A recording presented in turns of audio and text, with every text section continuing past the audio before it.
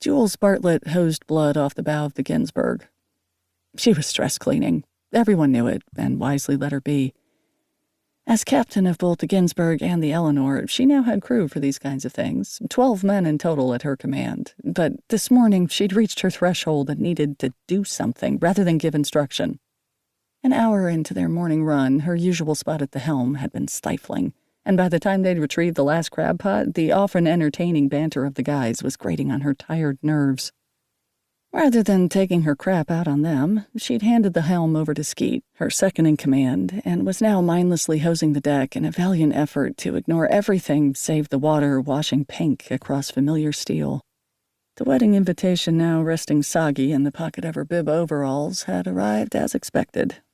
Spotting it on her parents' kitchen counter that morning beneath a bill from her daughter Bella's dentist, Jules would have feigned indifference had anyone else been around.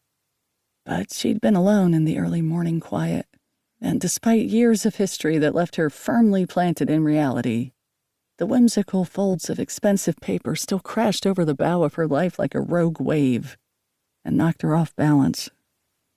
She was going to throw the damn thing away while her coffee was brewing, but then thought better and shoved it into her pocket, as if that would make it disappear. Jules no longer believed in that kind of magic, but she also had a habit of shoving trash deep into her backpack, or her pockets in this case. Hours later, and thermos sadly empty, she was still wrestling with why something as harmless as the expected was messing with her normal and creating a sense that she was chasing some invisible clock like one of those stupid princesses tripping over their shoes. "So, I know you're all Captain Ahab today, but you've got to see this shot," Skeet said, coming to stand at her side. "The camera on these new phones is insane." Jules turned expressionless. "Ahab? The book, Moby Dick. I got the reference. Ahab was a man, and who's driving while you're here annoying me?" "Fine, Captain Ahabby." He chuckled like a clever child. "Mikey's driving. You told me to give him some time at the helm, and now's as good a time as any." "So you can show me a picture?" "Yeah." He swiped at his phone in that perpetually excited way he did most things. Jules wanted to spray his face and his phone, but it was cold for March, so she refrained. Skeet lifted his phone to show her yet another picture of his puckered face air-kissing a crab. It was stunning that she often trusted this man with her life, her crew, and their clients. "Why am I paying you for this?" "What? The guys think it's my best work." Clearly disappointed by her response, Skeet put his phone away, pulled on his gloves, and rubbed his hands together for warmth. "You know, my social media skills are what business experts call a value-added benefit."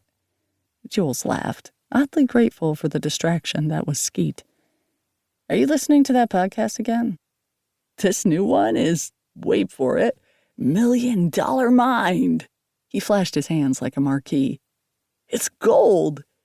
Jules shook her head, the still running hose now at her side. "Don't judge. He's awesome. He's an entrepreneur." "Oh, well, in that case." Skeet shook his head and flipped his cap backward before the wind carried it away. "I'm not letting this negativity crush my dreams." They stood in silence before Jules turned away to give the bait tanks one more spray down. An entrepreneur. Yeah, exactly what she needed. Jules had fallen for a smooth talker once in her life.